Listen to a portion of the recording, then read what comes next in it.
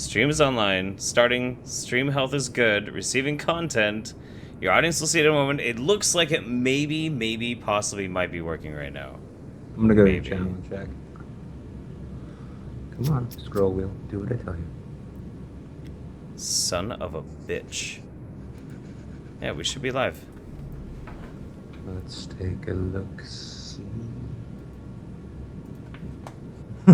Got two of them. Oh, cool. Okay. No, I do see it. I totally see it. Oh wait, this is you're streaming via Skype. Yeah, I'm streaming via Skype. Yeah. Oh. And I guess the one that I originally posted was going to be the one that we're going to go to. I have to like send everybody that link now because we're not on that one. So you learned a valuable lesson. I did. Wrong link, bitches. Click that. Okay. Much better. Much better. Fantastic. Okay. Yeah, no, that's entirely my fault, everybody. I totally failed in every shape and form to... Let's see, is there a way I can make this equally as big as you? I don't know how to do that. I'm a retard with this shit. I totally fucked everything up because I've been drinking quite a bit. So we're hanging out with Wizard of Cause, my good friend Nick, and we just got done watching the DNC convention. I guess it's kind of redundant. And I was just saying that I rage quit. I didn't even watch the end of Senator Sanders' speech. As soon as it was apparent he was going to be going for Hillary, just I fucking canceled, man. I was fucking done. I sat it through. You know, as we were saying before in the live stream, which wasn't live, Sanders played it well, I'll say. He was, I mean, he was wise enough to hold off his, you know, go and vote for this awful, wicked witch until sort of the end. Sure. Because the rest of it was just, I was really hoping, and I think you were too, that he was going to sort of flip the script and be like, yeah, vote for me tomorrow. I was really hoping for that too. Yeah, no, and he built it so well. He built it so well. He used the kind of language that kind of like, he was cock teasing us, man. He was cock teasing us like, what this is about, what is so important about this election, what's so important about this whole process is, you know, we're going to be addressing corruption, income inequality, et cetera, et cetera, et cetera. And so like you get jazz, you know, like my shekels were raised, man. My shekels. Hackles. My hackles. Your shekels will never be raised. Oh, shekels are money. My hackles were raised. Yeah. Yeah, no, there was no release. There was no cum shot, Bernie. Political blue balls. It is all night. Political blue balls. Well, it's my guess is that really like people like him and Warren probably just all they see is the opportunity to defeat Trump. Like that's the only thing they can hope for. That's the dumbest motivation ever to run a platform. Yeah, I mean between that and the fact that I mean for fuck's sake, I mean he just endorsed. He's promoting the very system that he's been railing against. I mean, I had somebody actually, and it's been a funny back and forth I've been going through. Like, if I'm going to vote in the general election, it's going to be so that I can vote against Maggie Hassan, who is my state's governor right now. She's running for Senate. Right. She is like a nanny state enthusiast to no end. Right. But within that, though, I seriously doubt I will be. I seriously doubt that I'll be voting in the actual presidential election unless I'm just going to write in Vermin Supreme. Yeah. He's a friend. Well, he's a friend of mine. Yeah. My wife's met him before. But yeah, he's great. He's hilarious. He's intelligent and he's a lot of fun. But the thing I keep thinking though, because one way or another, it's gonna come down to. Oh my God, you know Vermin. He knows Vermin. Yeah, we're old friends. Yeah, they're old friends. Yeah, he's from Massachusetts. Yeah, it's the whole Massachusetts connection. Yeah, New England's just one big state that no one really needs to come to. No, but I mean one thing, and this came up in conversation with somebody else. He goes by Mycroft Holmes, actually. And when thinking about who's going to be the next president, we have Hillary or we have Trump. Now, it's Right. probably going to be Trump. Because as much hatred as Trump engenders Right. from people who are not Trump supporters, he has a support base and a bunch of Republicans who will not, they'll hold their nose to vote against Clinton. Absolutely. Clinton doesn't inspire that. So let's Absolutely. think of the harm effect, though. So with Clinton, if she gets into the White House, even if she's entrenched against a hostile Congress, she's still a political machine. She will get her agendas and the agendas of her benefactors pushed through no matter what. There's no stopping that. Whereas Trump is a dilettante. I mean, He's a dilettante, that's for sure. Yeah, I mean, Yeah. how much bluster do you think is really going to be effective when battling against Congress to get to get action on something?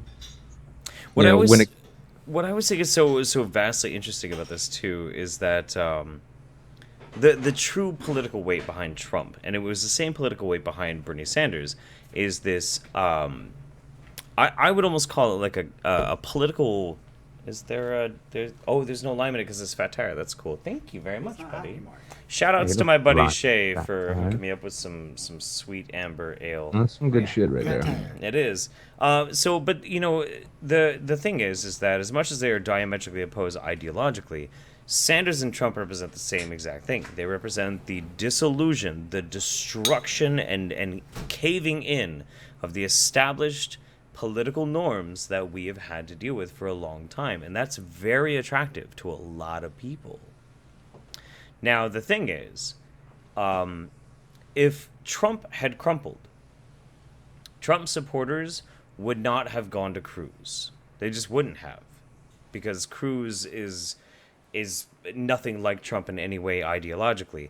The very notion that Bernie Sanders, whose entire platform is built entirely upon taking down income inequality, to then shill for...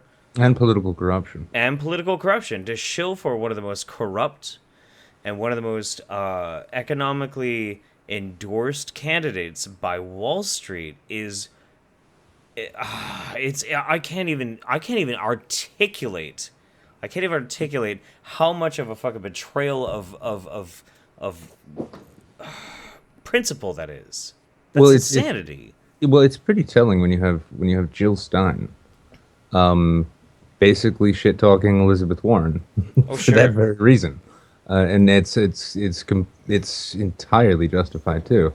I mean, that's the thing, though. I mean, like Sanders basically just folded. He said, "All right, machine, you've won. Time to play lesser of evils." What does he even gain by folding, though? That's what I don't really quite understand. That's the thing that's leaving me in the dark. I think it's fear of Trump. I really do. I think that his position is that Trump is such a threat to the sort of agenda he wants to see. The sort of America he wants to see, that he takes what I guess he would probably estimate to be sort of just an extension of the status quo.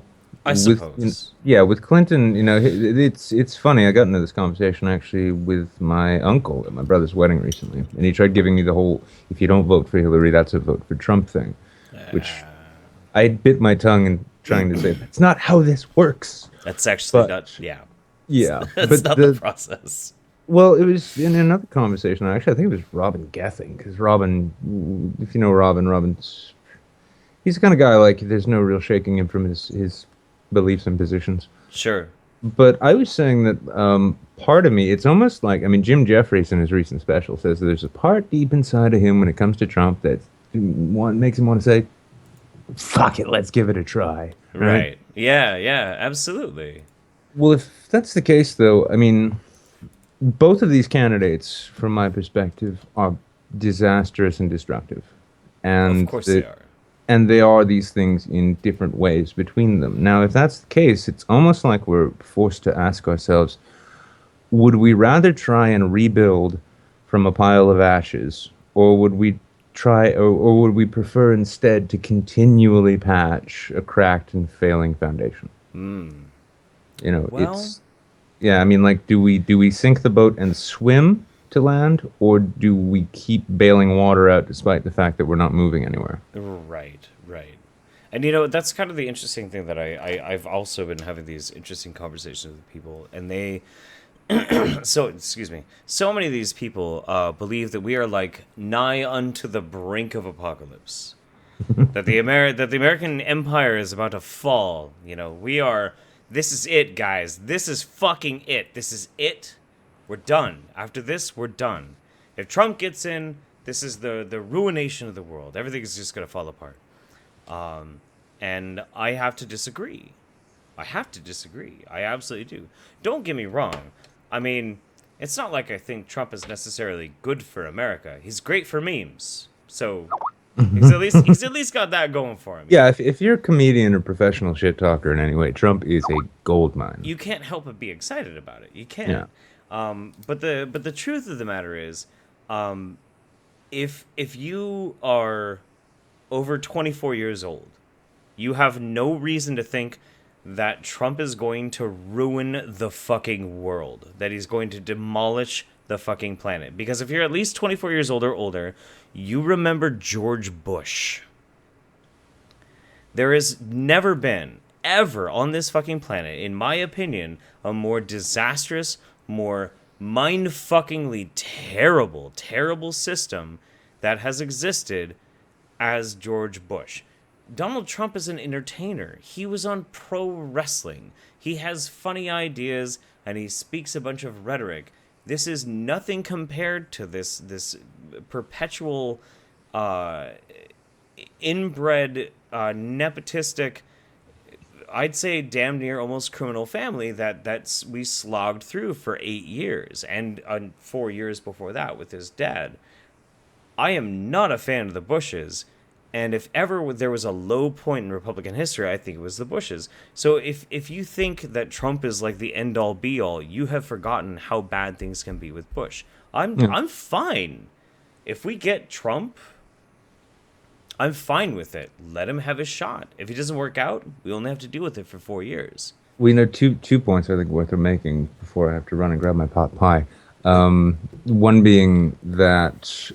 One positive I could see, and at this point, honestly, for me, I think a President Trump is sort of a foregone conclusion at this point. I think it's probably going to happen, yeah. Yeah, Hillary doesn't excite anyone. The only support base she has are people largely who either maybe there's some like light support from those who think, oh, well, the 90s were good for me.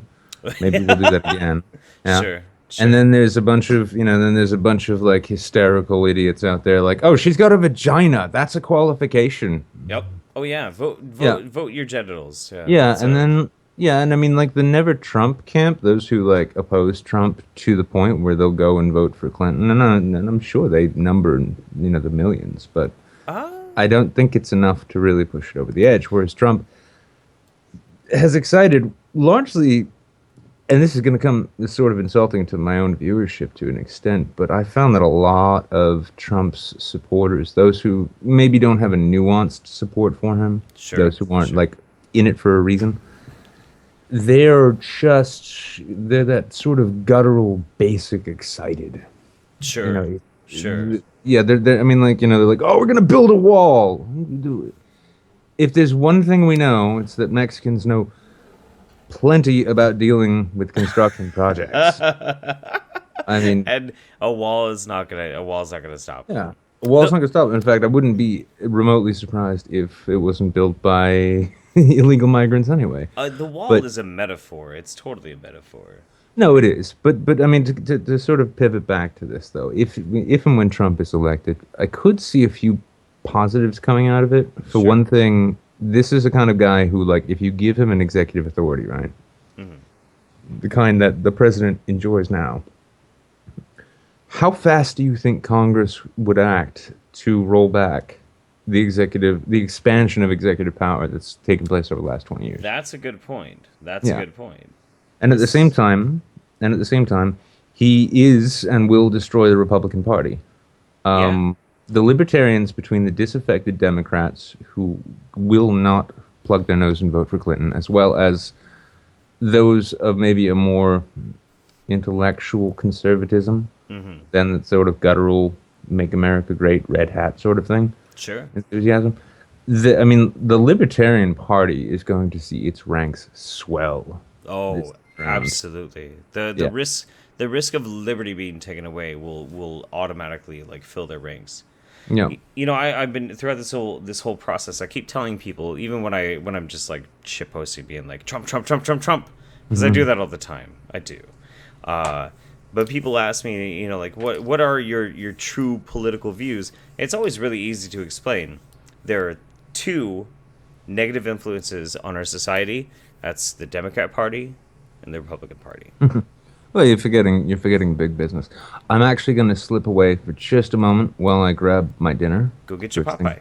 I've eaten all day. I'll be right back. I'll hang out with the oh, my beard is glorious. Oh, thank you so much, Mocha. That's very sweet of you. I appreciate that.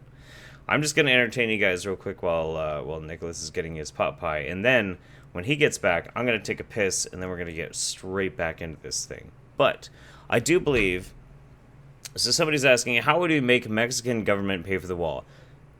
You won't. You won't. You can't. There's no possibility that would ever actually happen. In fact, that's kind of the whole.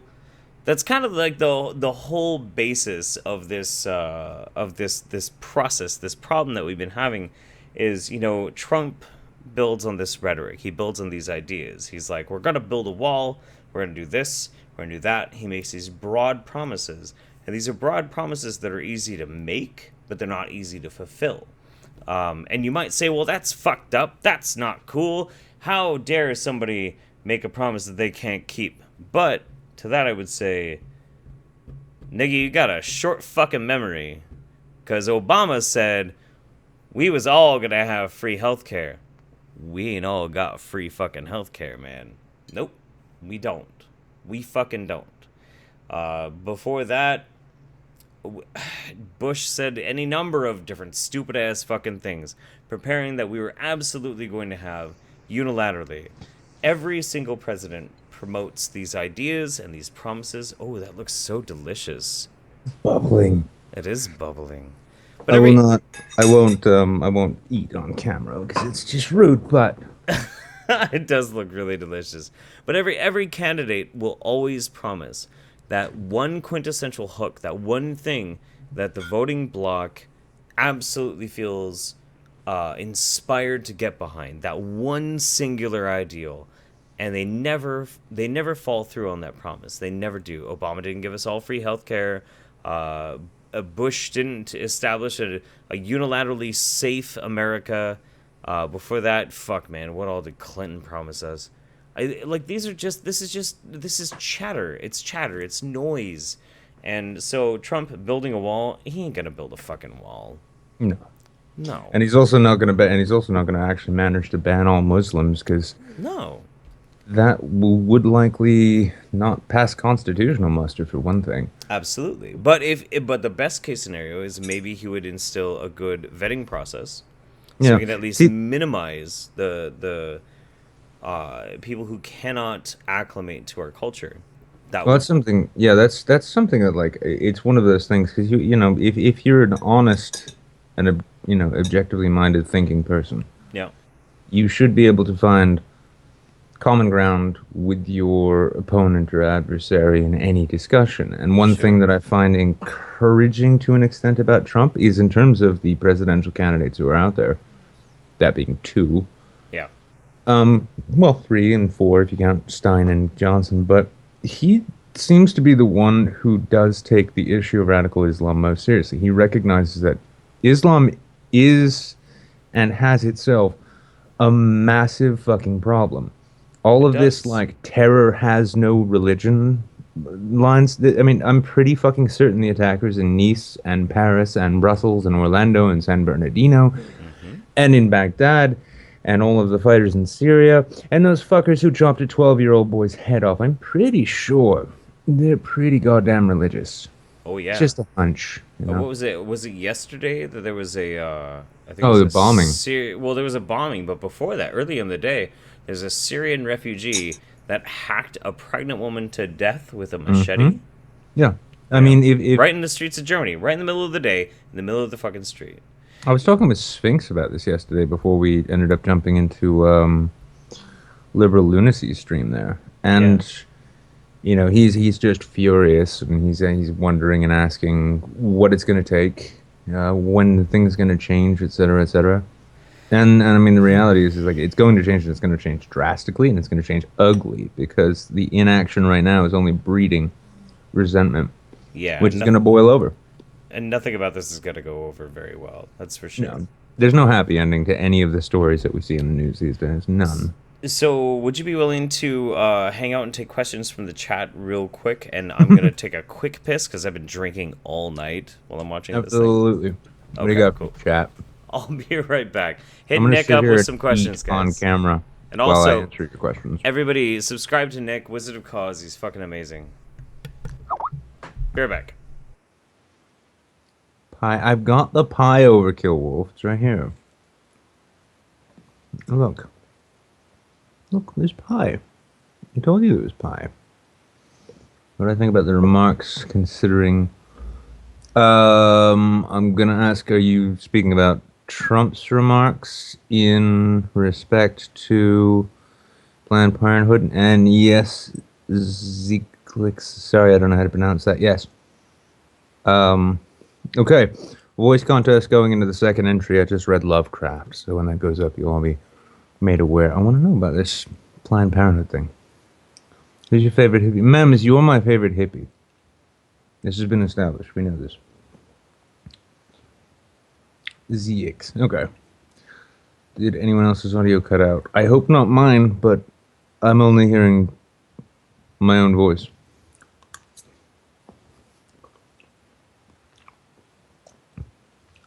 You had to cut off your dick, but in doing so, you could get rid of any religion in the world.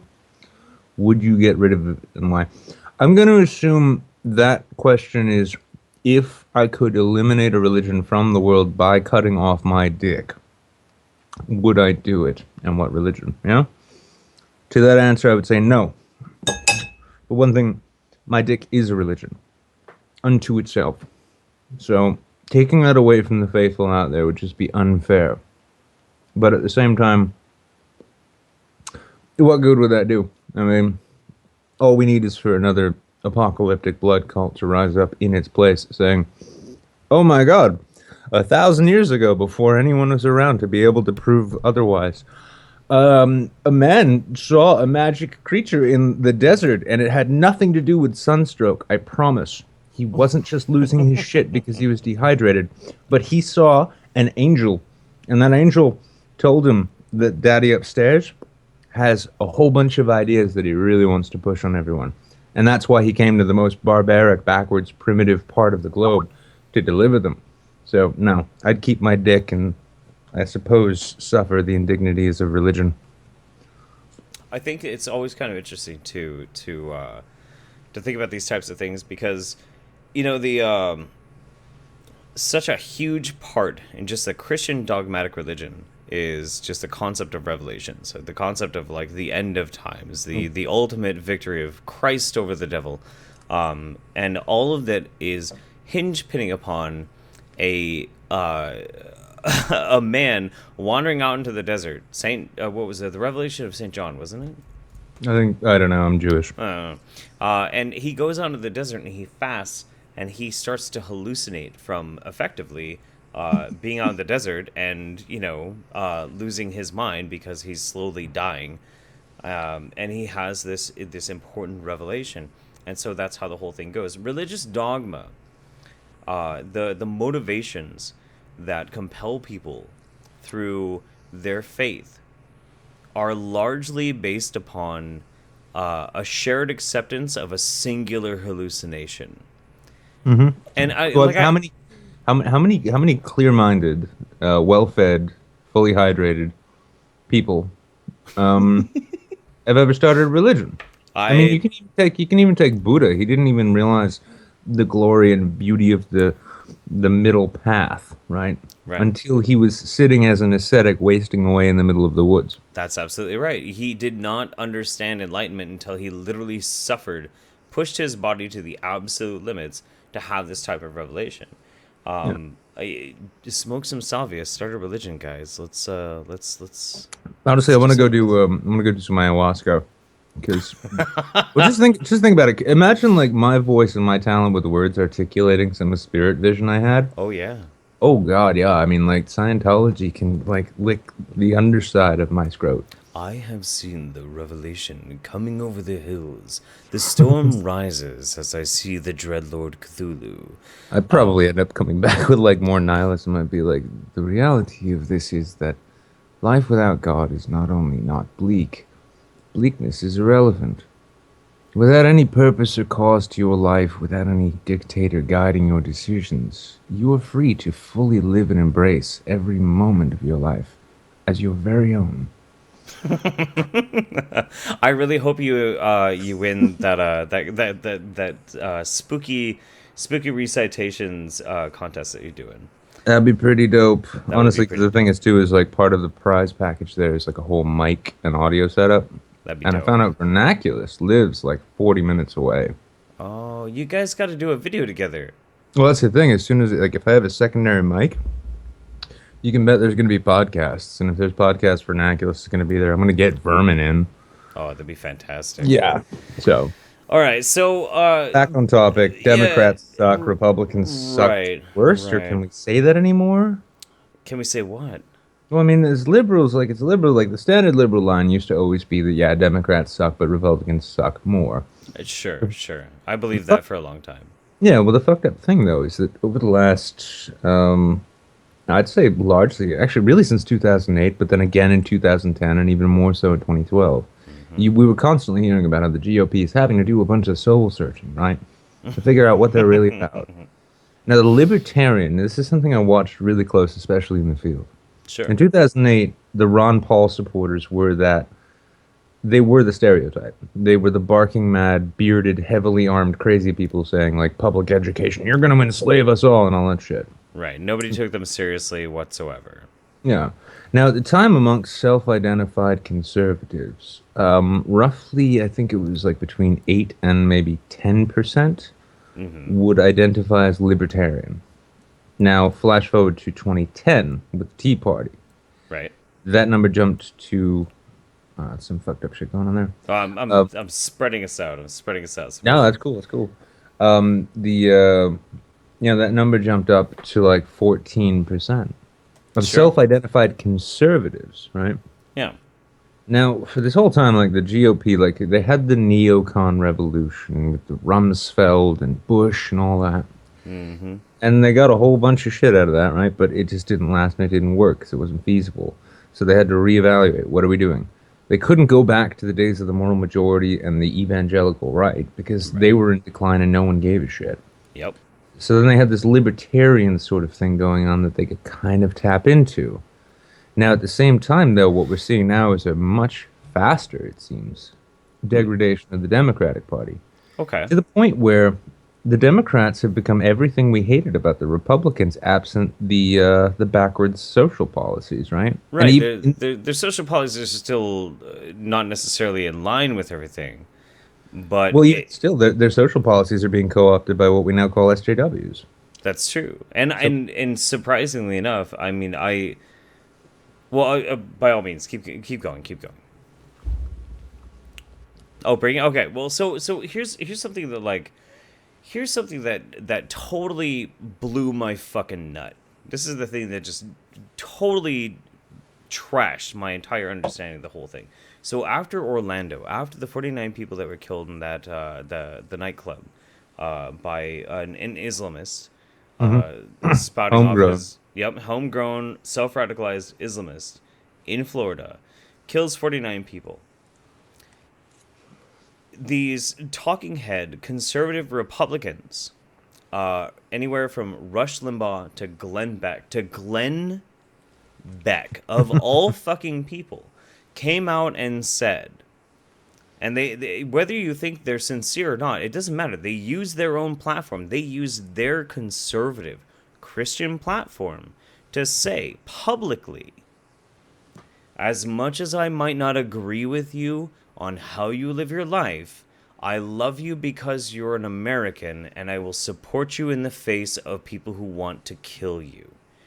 And that is the most amazingly bizarre thing to happen this entire year. Here's some real hippie shit coming out of Rush Limbaugh and Glenn Beck, huh? It's bizarre. It's so weird. How exactly does that make any sense anymore? Because in my day-to-day experiences, the constant perpetual talking that I do with people, I find myself, because I am a classical liberal, I'm a very socially liberal, I'm extremely socially liberal, but I find myself every day at odds against the left, stating that my ideas are harmful, regardless of my intent, regardless of my positioning, regardless of the way in which I try and frame my things. I am harmful to the left now, despite the fact that I'm a liberal, and I find that conservatives will, instead of on the left-hand side being like, well, fuck you, you're being harmful, the conservatives are the ones that are being like, well, I don't agree, but buddy, I respect what you have to say. Right. What fucking bizarro land are we living in? And I know. Where does that leave people like us, Nick? Like, what do we do? Well, I think part of the other thing is that, so one thing you got to consider that, we're in our 30s, Yeah. We're in our 30s, we're grown, we got kids, we got lives, right? So much of what's driving, and is always classically driven, that which we consider to be the left, that which we consider to be progressive or even liberal, is the mentality of the youth, right? Yeah. You've never really heard conservatives saying, like, we need to look to the youth because they're the future, unless That's it was... True. Yeah, and what there we was have pandering now is, to the older demographics and shit, yeah. Yeah, and this brings us back really to the SJW question. And the SJW question is ultimately, where did these people come from and how did it happen? And we increasingly seem to be gravitating towards the sort of understanding that this SJW, these like Prada glasses wearing fish lip hipster fucks, are themselves the product of the more or less the generation which came before ours, the parents which came before us, those who, it wasn't dual income households because you needed to. It was dual income households because you deserve it all. You can go and get it. You can have that giant McMansion and that enormous fucking SUV and a timeshare, and you can have the fucking latest, all that shit. So you got parents working 2 shifts. At the same time, you've got this media which is spinning up violence and predation narratives, saying that the world is more dangerous now than it's ever been before. Right. Don't let your children out of your sight. Which is why guys like you and I can't actually, like, my daughter's 8. Right. I remember when I was 8 years old, I was free to ride my bike for miles alone. You couldn't do that now. If a child's found riding alone by a police officer, they'll pick them up and then they'll arrest the parents for neglect. Yep, they absolutely will. Yeah, so this whole thing has been built up where, like, these children who are coming out of college now, these social justice warriors who are going into the world of professional politics, and I watched them infest that world, which is a big reason I left, with these notions of everything needs to be structured. Everything needs to be structured, everything needs to be safe, everything needs to be emotionally placated. Everything needs to be safe. Yeah, you can't be disturbed at all. And so they're coming into power, and meanwhile, the Democrats are desperately, as they always are, because, I mean, it used to be a thing, like, Democrats were known for being able to snatch defeat from the jaws of victory. Sure. Now they're able to snatch even greater defeat from the jaws of lesser defeat. And within that, though, I mean, what are they doing? I mean, both parties have to go soul-searching. Bernie's support base was largely this youth SJW movement who supported him because they just didn't know any better. All they saw was a revolutionary candidate. I liked him because he was the dissolution of the standard norm, Mm-hmm. Yeah. I met him. Did you meet him? Huh? Really? You met Bernie? Yeah, my first assignment. So when I started writing for a living, after I left the political field, and then came back up to New England from New Orleans, I couldn't find a job to save my life. You'd be a union organizer with a criminal record. Yeah, you're not going to get too many jobs. Fair, yeah. And it was from a Facebook comment that I was invited to write for a site. I was initially invited to write for a different site, but then they bait and switched me, and I ended up writing clickbait for about 3 months. Wow. For pay. Yeah, Huh. it was what was it? It was $2 per every 1,000 click. Oh God. Yeah, well, Jesus. I still pulled in like $500-600 a month. Wow. Hmm. But as we went, I started noticing what it was. They wanted to out Upworthy, and they wanted to do so with the partisan slant of the neo-progressive. Okay. So Yeah. Yeah. That makes sense. yeah, yeah, it started out with like you can write whatever you want, and then it started out like I started getting text messages and emails daily, like, oh, I need you to aggregate this story, and it's just news aggregation. Read Mm-hmm. three sources, rewrite, give credit. And then like I started getting these things like a story of a toddler who found their dad's gun and accidentally killed their sibling, right? Oh, wow.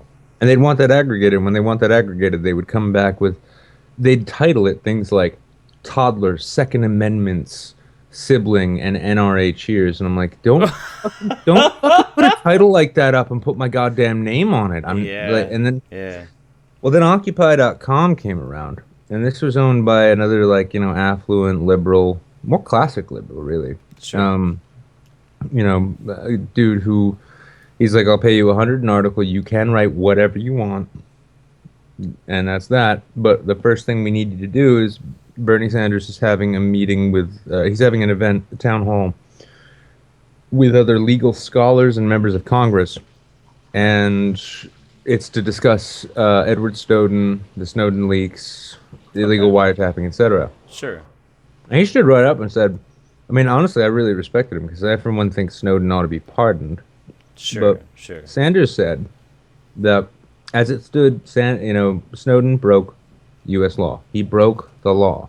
Of course. And He if he did. returns to the U.S., he should stand trial for that. And as like an armchair jurist, I'm thinking, yeah, that's a good point.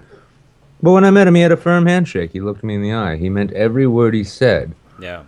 during that. And I met him once again afterwards at a small event in Manchester.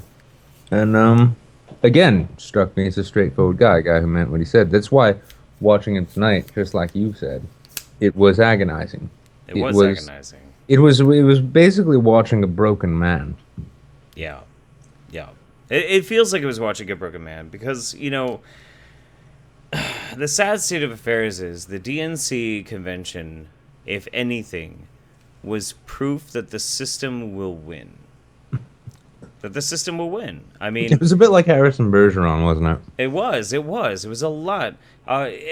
So even Trump is not quite as distinctly opposite of what Bernie Sanders' message was as Hillary is. Hillary is the antithesis of Bernie, and they're in the same party.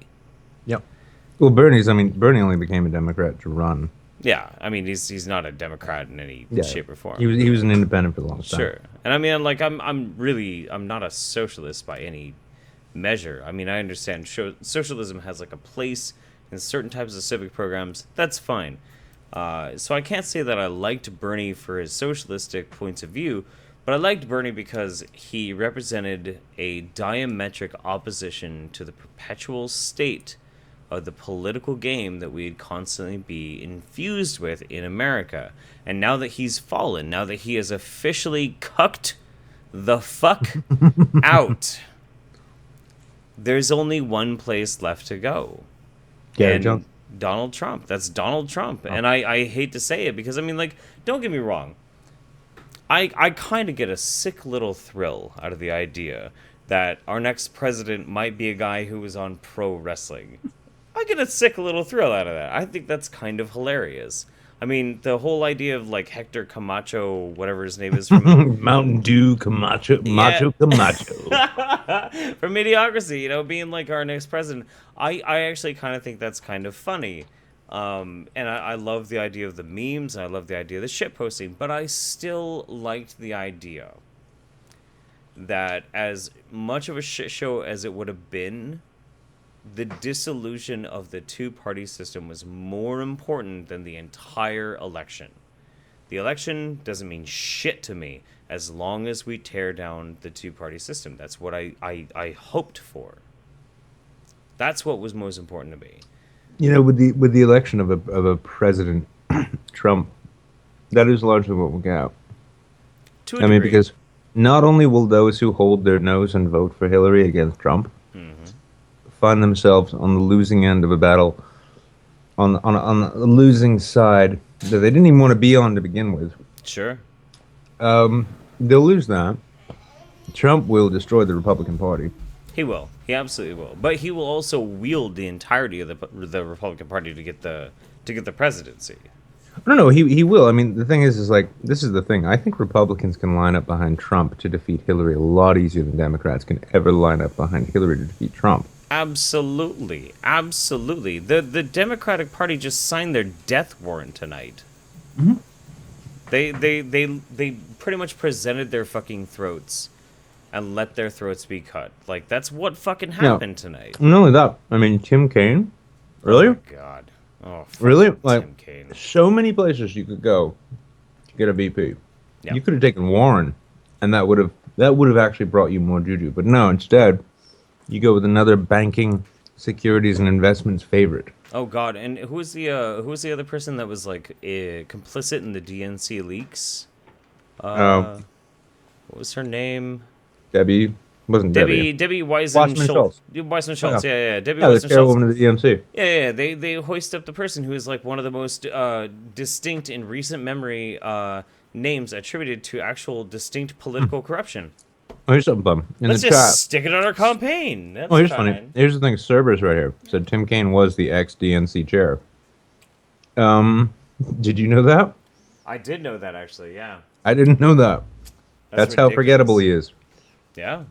Who gives a shit about Tim? I mean, like, oh, there's nothing, I mean, there's no balance to that ticket. I mean, just like, Trump selected Pence, right?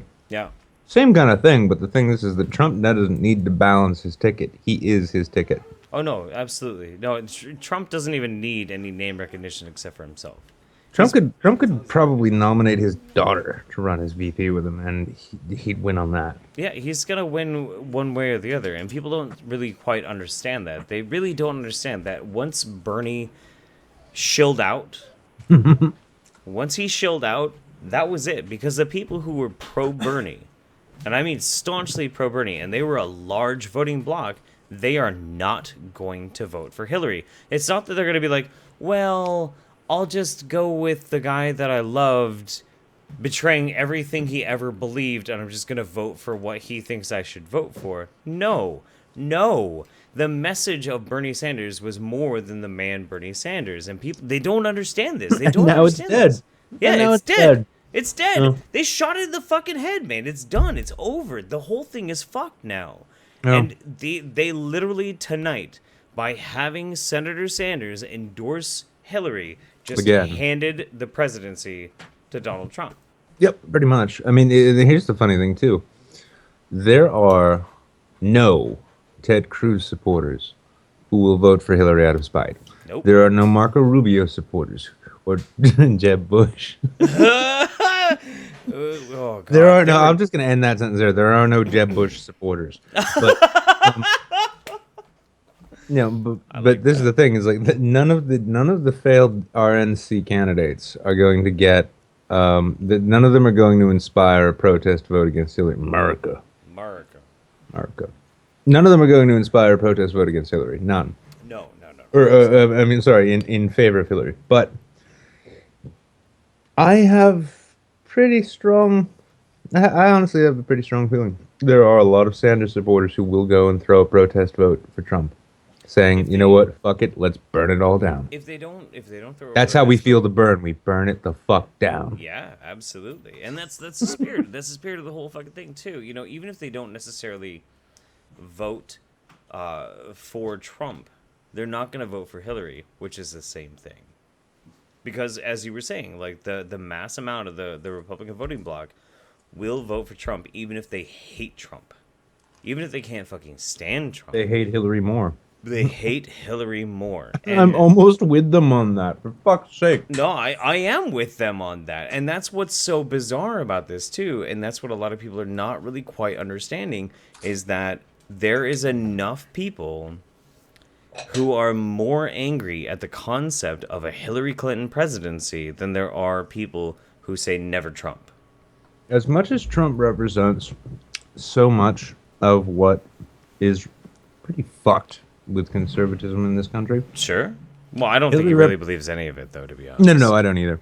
But I mean, as far as he represents that, Hillary Clinton quite literally represents everything that is wrong with American politics as a whole. Yep, absolutely. There are no redeeming features to this woman. I mean, honestly, like my greatest hope for this season is that we'll see a resurgence in interest in the works of Christopher Hitchens. Oh, sure. Simply because he put so much work into exposing the Clintons for what they were. Yes, Cowards, he did. Cowards, opportunists, criminals, and the worst of the worst of the political elites. I mean, The very George notion... Bush was the worst president we've had. Oh, yeah, no, hands down, hands down. George Bush was the fucking worst. Yet. That's the thing.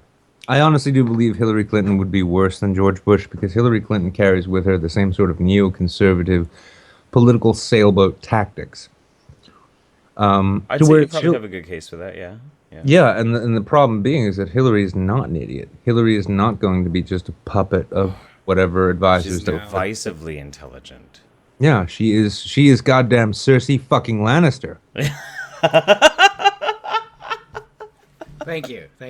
Yeah, That was good. Yeah, absolutely. She is. You know, as soon as she gets into that seat, she's just gonna be like, "Yep, fuck everybody else. This is what I'm gonna do." Mm-hmm. That's It's exactly right. a member of our stream, Jeff. I don't think anybody got his name. Oh, this is my buddy Shay. Shay. Shay's known me since I was 16 years old. So how long is that? Oh God, 18 years. I've known this guy 18 years. But yeah, no, 14, I 20. Huh? 14, 20. Oh fuck, is it really 20 years? Fuck, I'm an old piece I of love shit. that feeling. Jesus Christ. Yeah, some of the stream knows Shay too.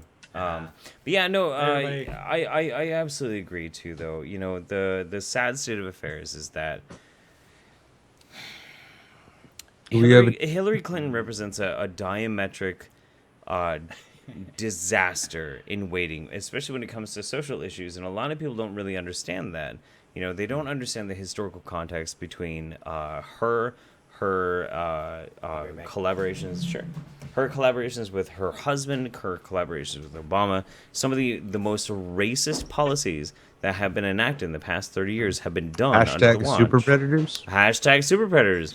How many thousands and thousands of black families were destroyed because of the racist policies that were implemented by Hillary Clinton during her husband's presidency. Yeah, well, by the Clinton machine, because this is the other thing too. I mean, if we think that Hillary's honestly going to come in there somehow as her own, no, it's the Clinton machine. Well, Bill's entire run was half her anyway. Yeah, You know, they're both. They were both groomed from teenagers. They make but the marriage. Underwoods from House of Cards look like saintly statesmen. They do. They Yeah. fucking They do. make the Underwoods look like Bernie Sanders. And that's what I think is so incredibly interesting about this too, is because there was a diametric change in the Democratic Party, specifically when Bill Clinton won. A huge change. Because before Bill Clinton won, the Democratic Party still had at least some sort of a resemblance of a for the people, not bought by corporate ideology sort of mentality. Before the Clintons, the Democratic Party could still have that moral footing, but they haven't had that for a long time. Instead, now the entirety of their morality, the entirety of the moral conviction that has attracted so many leftist liberals like we were, was based upon just simple rhetoric. It wasn't actually based upon anything that had a concrete conviction. I'd go a step further than that though too. Like their moral center beyond that. You know, if we're gonna invoke the concept of like, you know, the liberal moral populist ideal, right? Sure. That's been replaced and supplanted for political expediency with the moral certainty and absolutism of the neo-progressive, the social justice warrior. Sure. That's where their social policies are geared. It's actually kind of been that way for a while. I mean, It's been growing.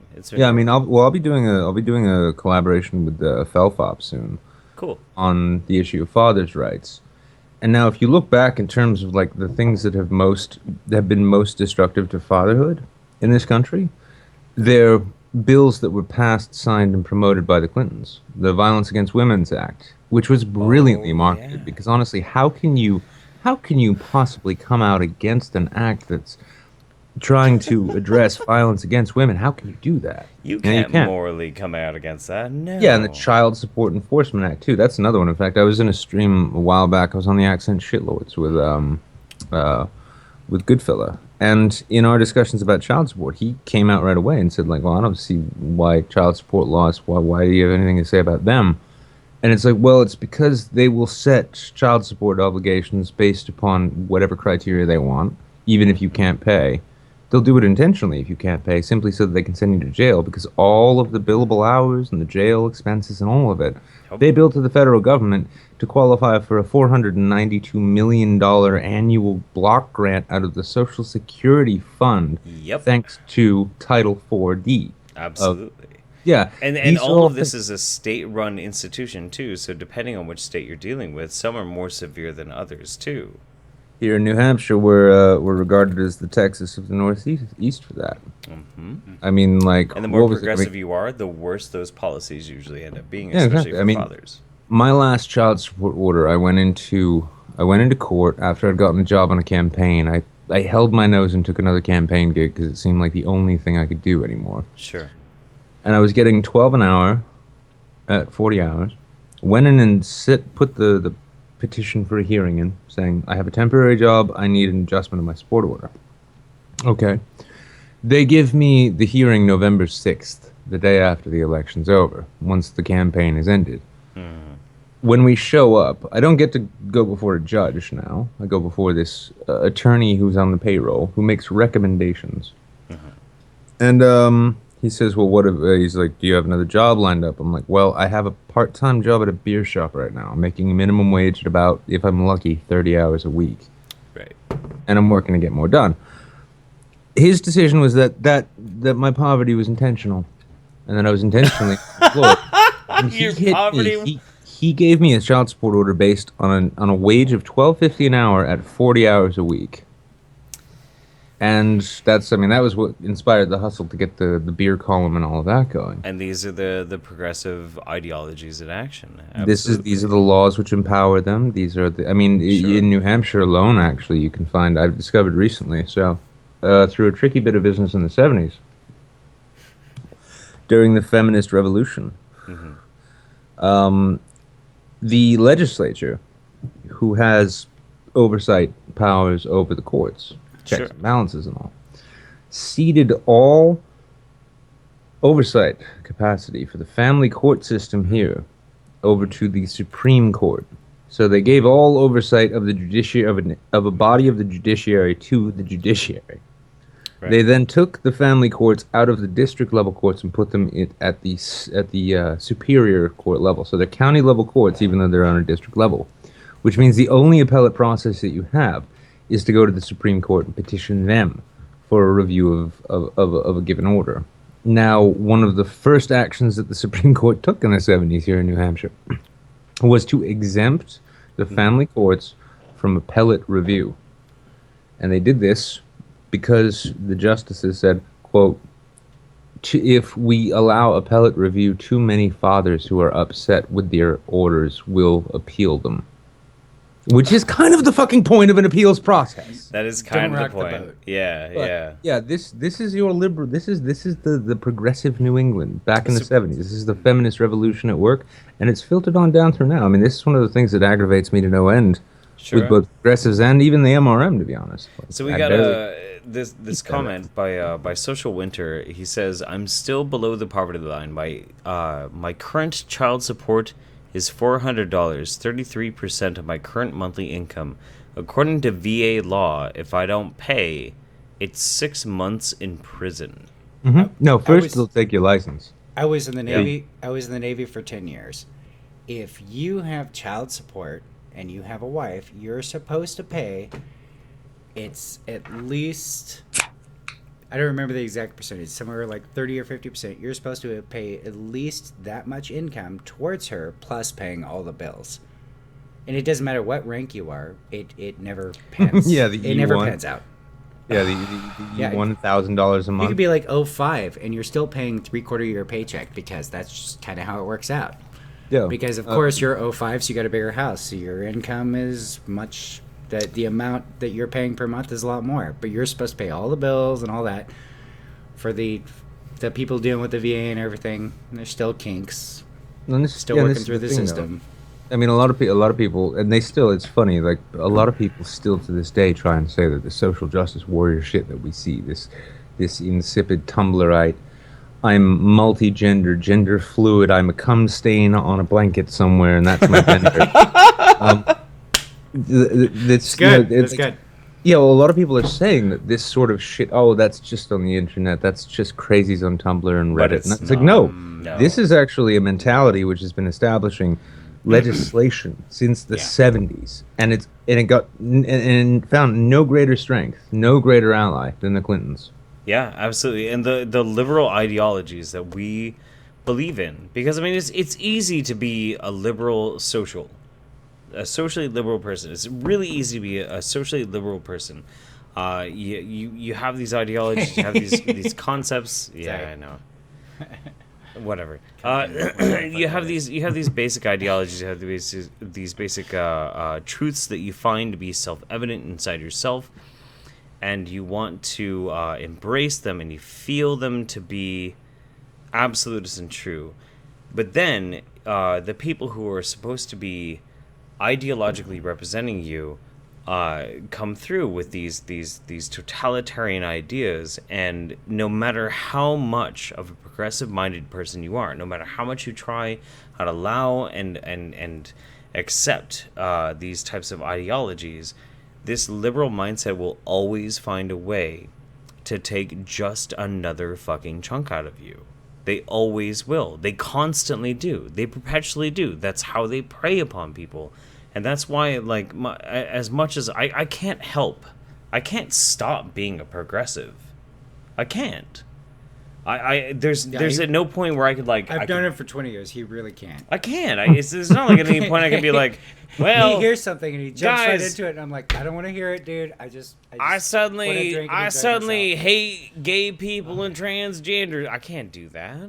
I can't do I mean, that. the closest I could ever come, for instance, to opposing gay marriage was saying that, while I do believe everyone has the same rights as anyone else to make a terrible life-destroying mistake, I at the same time, I feel that homosexuals should, maybe they should show some appreciation to those who are trying to protect their sex lives. Maybe. Yeah. Maybe. But, Yeah. Well, this is the thing, though. I mean, it's kind of like, and I'm referencing Jim Jeffries again, but I think he made a great point when it comes to, like, the Bible and such. It's like it'd be such a better book if it just said, "Try not to be a cunt." Yeah. Just try not to be a cunt. cunt. That's, I mean, to me, that's mostly what liberalism consists of. And that's because, like, the conservatism that we were both raised with, that we came to know as conservative, was the moral majority, Jerry Falwell, Reaganite bullshit, Damn. Yeah, and I mean... Just say no. Yeah, but I mean, it's funny, libertarianism itself has had an evolution, not just in terms of their size and following, but also because it's largely become itself more liberal. It's turned away from just focusing on, the free market can solve any problem, just worship the market, the almighty market will take care of it. And now it's more about don't be a cunt. It's like, social policy? Don't fuck with other people's lives. Let them live their lives. If they're not hurting you, fuck right out of it. Sure. That's sweet, No, simple. I would agree. I think that modern conservatism is no longer necessarily conservative. It is ultra-regressive progressivism. Because so many times now that when I deal with conservative people, I will broach the topic of things like, marriage equality, being fine with gay people, being fine with transgenders, and I find there's a perpetual constant of conservative people who are like, okay, fine, Whatever. Yeah. They want to do their thing, fine. Doesn't Whatever. affect That's me. cool. Doesn't affect me. And that's like the basis. That's a basis for social liberal ideology. That's the basis of it is if it doesn't bother me, then like that's cool. That's great. Yeah, if it's not getting You know, into my, so- if it's not affecting my world and fucking my world up somehow. And I Right. think it's a big problem. Like, I think this is why we can say people like Clinton, like the Democrats in general, they are illiberal. They are not liberals. They are authoritarian progressives or some other Sure. amalgamation of words, because Sure. they're not just about that. If it doesn't hurt me, let others do what they want. Let others be the way they want and live their lives. They're about, I have a vision for the way you should live. Sure. And yeah. there's nothing more Orwellian than somebody coming to you and saying, I have this idea that you're going to have to follow by law because I know better. How do you know better? I went to a really good school. That's how. I learned from all the best social justice warriors. Mark my words. Mark my words. Within a year, the ultra-leftist regressive ideologies will be recognized by the vast majority as a damaging structure within society. You know, me and Kraut talked about this for fucking hours. The Yeah. RAF in Germany. We're seeing this happening right now in America. The RAF is being reborn inside of America, and it's RAF? being born. The RAF was a leftist, college-born group inside of Germany, and they the incited violence. Faction? Yeah, the incited violence. They they the bombed Antifa. facilities. Okay. The which ones? You were talking about Antifa. They're not quite Antifa. The RAF was specifically more like a. I think they had a little bit more of like a Russian bent to them. They weren't quite the Antifa, but the Antifa was born out of the RAF. But the RAF lasted for about 25 years, and they bombed government facilities. They kidnapped politicians and murdered them. Like, they killed people. And we right now are seeing the progressivism in America, the liberal ideology that we hold so true, the idea that everybody should be able to live their own lives. We're seeing people go so far from that to the opposite end of the spectrum that within the next 6 months, we will start seeing these people become radicalized. Yeah. And they We're will already start seeing killing people. We're already seeing We it. are. We are. Yeah. It'll Black be Lives much Matter. more. It'll be much more common. Dallas, Baton Rouge. I know. Yeah, and I mean, now that was I mean I'm going to put that at the feet of the new Black Panther Party. But this is just what you get, you know. I mean, I remember with Occupy, it was the same thing, and it was funny because honestly, like, looking back at the last 3 big social movements I got to observe, and 2 of them I took part in. Sure. One was Occupy, then there was Gamergate, and now there's Black Lives Matter. Now people are probably not going to like hearing the 3 of them lumped together, but when it comes to it, like there were parallels, there were similarities that you can't get around. One of them being the problem of a leaderless movement, right? Figureheads always emerge anyway. They do. They do. You can't avoid it. Yeah, and the bullshit with like Rogue Star and shit with Game Again. I mean, it was less pronounced because it was all online, and also because it was online, reaction time to bullshit was a lot quicker. Yep. You know, I mean, Occupy was overtaken by SJWs. It was overtaken. Actually, I remember, like, Occupy happened just as I was at the tail end of my career with SEIU as a labor organizer. And when I left, well, when I was fired from SEIU for, ironically enough, standing up for my workers, I'm almost done. You're going. what ended up happening, though, was I saw a friend of mine who was still on staff with them in Chicago. They were sending organizers down to the Occupy camps there, trying to flood them with money and resources to convince them to basically back SEIU's political agenda. Thankfully, because it was Chicago, Chicago did what Chicago does best. It's like, I'll take your money, I'll take your materials, I'll take your help, and you can go fuck yourself. Yeah, fair. Yeah, but BLM, I mean, like, I see BLM as really honestly more of a tragedy than anything else, because there are issues that the black communities face in this country, the urban black communities. Specific concerns they have a lot of communities inside of America cannot necessarily relate to. I would absolutely agree with that. Yeah, but none of them can be addressed now. In fact, if I even tried, like, if I myself or anybody else even tried to say something like, we need to talk about reforming police and reestablishing community policing with substations and foot patrols and Sure. officers who know people on. You can't even have that conversation now because because especially with the alt-right, for instance. But there's just such a visceral reaction now to tapping into things that Black Lives Matter ought to be talking about that immediately invokes concepts of idiotic millennial marches blocking ambulances and crazy people shooting cops and dropping cinder blocks on them. We're too far gone to have these conversations. You always have to love the alt-right because they exist as a basic perpetual reminder that you have to met your responses to people. You can't necessarily be too ideologically inclined because they'll be like, well, blah blah blah blah blah blah blah. What I recall talking with Sargon, like my big hope was that the backswing of the pendulum from the SJW was going to be to a radical sort of anarcho-capitalist libertarian thing. Yeah, it would have been interesting and a lot more manageable. Yeah, I don't believe that people can be that organized, though, to be totally honest. No, I mean they're anarchists after all. So how? But I do have to say, I mean, like, so the fascinating aspect that I always find for Black Lives Matter is, so if somebody wants to engage upon this rhetoric and they want to try and find a way to colorize this type of violence, specifically, and I do believe this is topical to the DNC because we're talking progressivism, and Black Lives Matter is very much an aspect of progressivism. Oh, if you don't think Hillary's going to be trying to suck up to some Black Lives Matter, oh my God, she's already sucking some big old black cock about that shit. You don't make no fucking mistake about that. But so the thing though about it is, the cohesive structure of Black Lives Matter is not cohesive in any fucking shape or form.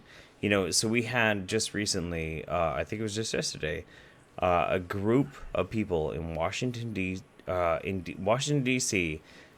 castigated an entire grouping of Black Lives Matter because they had a sit-down barbecue with their local police force. Oh, no, that was Oakland. It's Oakland. Yeah. The Oakland. Oakland. Yeah. No, it was great for him.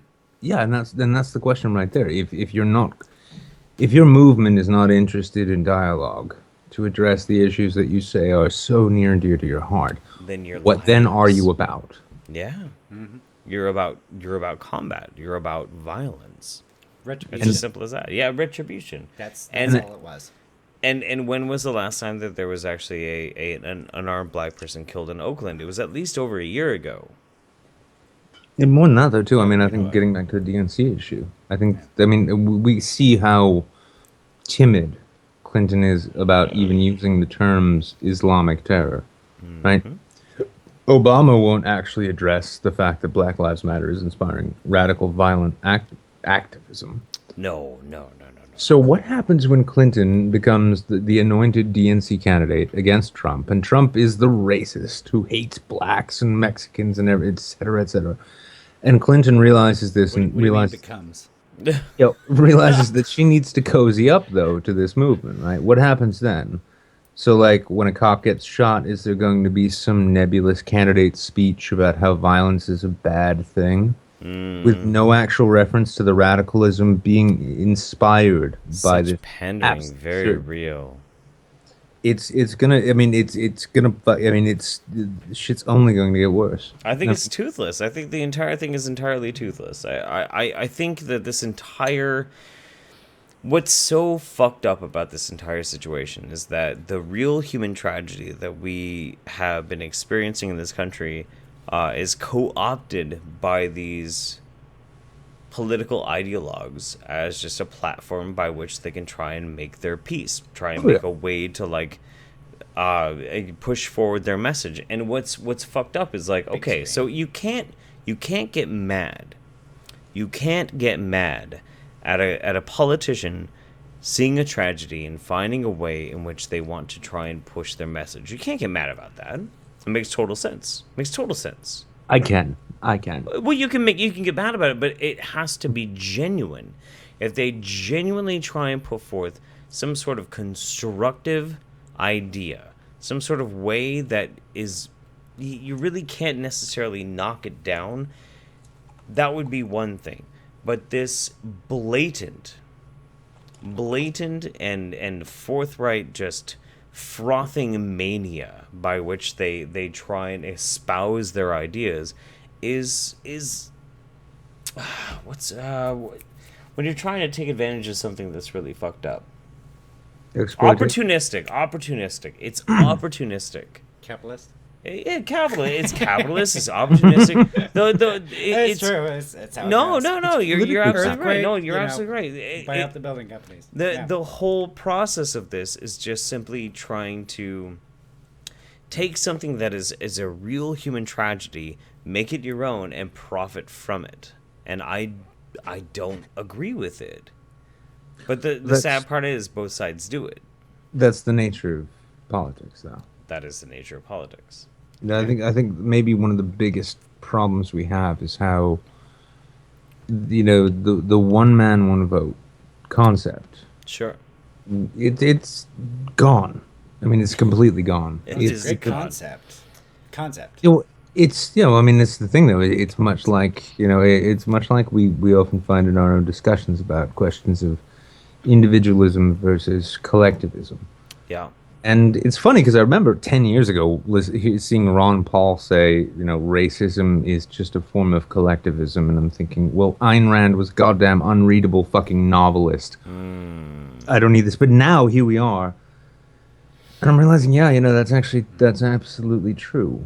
When you're going to take a racially charged movement like Black Lives Matter, or you're going to take the alternative to it, like skinheads and neo-Nazis, that sort of thing, it ultimately is boiling individuals down to nothing more than their membership within a collective whole.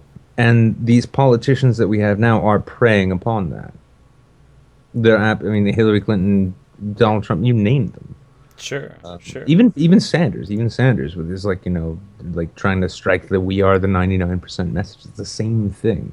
It's not actually addressing or recognizing or respecting individuals. It's saying that this is about the collective whole. Yeah. And the collective whole is split up into these little camps, and these different camps are important based on different metrics, which, in terms of politics, I've decided for myself arbitrarily. Mm-hmm. And so that's what we seem to come down to. I would agree. I would definitely agree. Well, I have to say, I'm very disappointed in the DNC. I'm very disappointed in Bernie Sanders' decision to... Elizabeth Warren. Oh, God. Dude. Yeah, you had to point out. Fuck. That's hilarious. What did he say? I need medical guns so I can fucking shoot myself. Well, that's fair. That's fair. It's funny. But yeah, Elizabeth Warren was terrible. She was utterly terrible. She was the first sellout up on the chopping block. But it's great hearing her invoke current year and wage gap in the same thing. She did.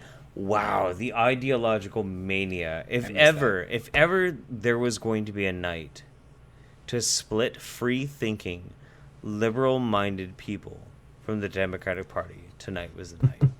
It happened. I'm estranged, man. I'm done. I don't know what to do anymore. I'm done. I'm cut off. I will no longer participate. I was in the Navy for 10 years. No. I dealt with a lot of politics. I have not given a shit about any politics until recently. Sure. Because the entire Bernie thing and everything else, where it was just like, okay, we're heading in the right direction. Maybe I should jump back into it. Maybe we have a chance. There's actually somebody who's been fighting since the fucking 60s. And sure. Like all sorts of crazy shit. So what do you feel about what just happened tonight, though? He's drinking, isn't he? They're both drinking. Well, yeah. Does he? I don't know if Bernie has any kids. Is somebody held hostage? Like, what the fuck's going on? That's kind of what I'm worrying Yeah, about too. I know. Like, why would he cave on everything that he cared about? For a man that has been fighting. When did he start? I think it was the 60s. Fuck. I know, he started at least in the 60s. At least in the 60s. Okay, so you're looking at 50 plus years of fighting the good fight, fighting against the man or whatever. Right. You know, whatever. Racial oppression. We'll call it racial oppression. 50 years of that, and suddenly, within 1 year, it switches. What does it take to change that? You know, there is the very distinct possibility. It's a very outside possibility, but that Clinton pointed out that he could be discovered to be a tragic suicide on the side of some Alabama highway because that's Yeah, but he's been doing it for 60 years. We don't want you to have an accident. Bernie, I would really hate it if you and your entire family decided to shoot yourselves in the head alongside the highway near the Bill Clinton presidential library. That's a lot more plausible But scenario he's been doing than that shit long Bernie enough. just giving up. He's doing that shit long enough that he knows that's martyrdom. That will instantly change things. No. It's just Sanders flipped because he sees Clinton as like I think he's recognized that he can't beat the machine. The machine always wins. It has always won. It'll keep winning. And I think he recognizes that, and I think he realizes that the machine that he's on the side of now. Well, you know what? I tell you what. If Sanders can't be the guy who beats the machine, then one of us is going to have to be. One way or another. Well, no matter how you do it, you have to realize you have to play the game in certain levels. No. Otherwise you can't get to certain things. I reject this idea. The machine is going to beat itself. I reject this idea. If the machine has such rules that the machine can only operate by such parameters, the machine is faulty. Hey, Ian McDonald, Jeff 2020. Ian, I think you just gained a press cabinet position. Maybe we'll make some shit happen. But for fuck's sake, man, like this cannot continue. This cannot continue. I'm tired of it. I'm so tired. I had my last vestiges, and now me, as a staunch social liberal, I have one direction to go. One direction to go. I can't vote Hillary because that is the diametric opposite of everything that I stand for. Hillary Clinton is the diametric opposite. You would think that it would be the Republican. It's not. It's Hillary Clinton. So now, the only person who is even slightly in line with my beliefs is Donald Trump. What about Gary Johnson? It's very slight. Come on, very dude. Slight. I mean, if we were at a point where the third-party system would make a difference, I would give my vote to Gary Johnson just to shake things up. But the problem is, I live in Oregon. Oregon is only going to vote one way, and there's not going to be enough of a turmoil to shake it one way or the other. So my vote actually doesn't really matter. We don't have enough. Well, that's why I don't vote. Whatever, yeah. I mean, if you don't live in a swing state, it doesn't. I think New Hampshire it is a swing state, but again, my vote doesn't matter. Everybody thinks I should run for office. So I'm not gonna. You guys do are that. a swing state. But anyway, so I'm just kidding. We swing all kinds of ways. Hey, baby, yeah. I gotta say, I've been compared to Tyrion Lannister before. We could go down that road and roleplay all night. Hey, you gotta fuck with people when you can.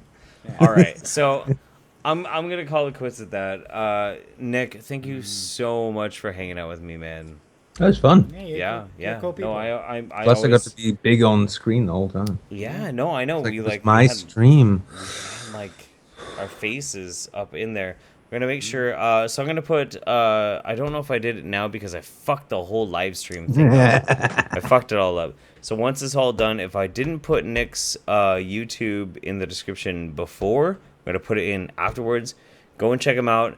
He's one of my favorite voice actors. He's one of my favorite writers. His voice is poetry. He's incredible. Love this guy. I love you guys.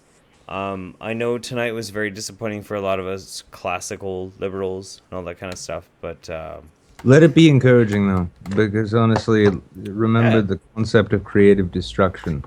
And if for some reason we can't make like we can't build a bridge out of this shit show, at least we can burn the world down. Yeah. And also, are these channels that you follow these days only be more entertaining under President Trump? Right? Do it for the memes. Do it for Pepe. Do it for Pepe. So do you it. do like half do the it. Do it for dank Pepe's. for Yeah. the memes. Yeah. Cool. All right. Thank you so much, man. I'm so happy we got a chance to hang out. Yeah, this is a good idea. All right. Sweet. So how? I gotta figure out how to turn this off on. How do I turn this shit off, dude? How do I Channel. turn this bullshit off? Oh no. It's- Nope. Not like that. I see go live, but that's not Here, it. I'm just gonna kill this thing. Fuck me dead.